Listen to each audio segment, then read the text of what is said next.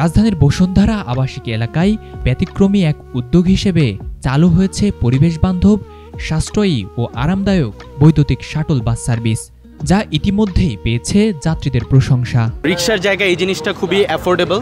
First thing, যেটা সব স্টুডেন্টের জন্য খুবই ইম্পর্টেন্ট। অ্যান্ড সেকেন্ড হচ্ছে এটা অনেক ইকো ফ্রেন্ডলি। থার্ড হচ্ছে চড়তে মজা লাগে অনেক বেশি। পরীক্ষামূলকভাবে চালু হওয়া এই বৈদ্যুতিক শাটল বাস সার্ভিস যেন নগরবাসীর জন্য নতুন আশার আলো দেখাচ্ছে।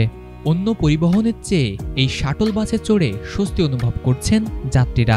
এটা বের করাতে 300 ফিট থেকে উঠে যাওয়া অনেক ভালো আর কি, আমাদের কষ্টটা অনেক কমছে। চালু রাখলে ভালো হবে আমাদের জন্য।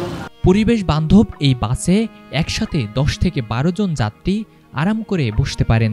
খোলামেলা, ঝুঁকিবিহীন এবং সুরক্ষিত এই বাহনটিকে বেশ উপভোগ করছেন শিশুরা। এলএমই সার্টিফাইড বিশ্বসেরা কপারে তৈরি ওয়ালটন কেবলস, যা আপনার স্থাপনাকে রাখবে সব সময় নিরাপদ।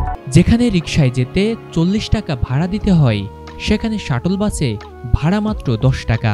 It's obviously nice, more comfortable than rickshaw, ভাড়া কম and everything is okay. বর্তমানে 300 ফিট সড়কের মুখ থেকে এভার কেয়ার হাসপাতালের পকেট গেট পর্যন্ত 2টি বাস চলাচল করছে। প্রতিটি বাসে রয়েছে 6টি শক্তিশালী ব্যাটারি, যা একবার চার্জে প্রায় 80 কিলোমিটার পর্যন্ত চলতে পারে। 11 তারিখ থেকে আপনার গাড়ি আমরা চালাইতেছি, খুবই ভালো, মাশাআল্লাহ সবাই ভালো বলতেছে। রিক্সা ধরেন আপনার এখান থেকে যাইতে 50 টাকা ভাড়া লাগে, আর এখন আপনার ধরেন অ্যাপোলো থেকে আপনার 300 ফিট 20 টাকা যাইতেছে, আর নরসাদ পর্যন্ত 10 টাকা যাইতেছে। বলতেছে যদি এরকম 2-1টা গাড়ি যদি আরও নামায় তাহলে ওরা আরও যাত্রীরা খুশি হবে।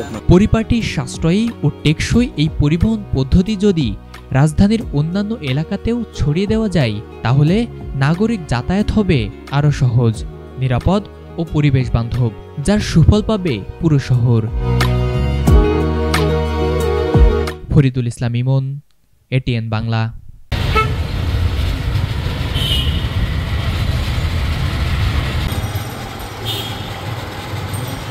এই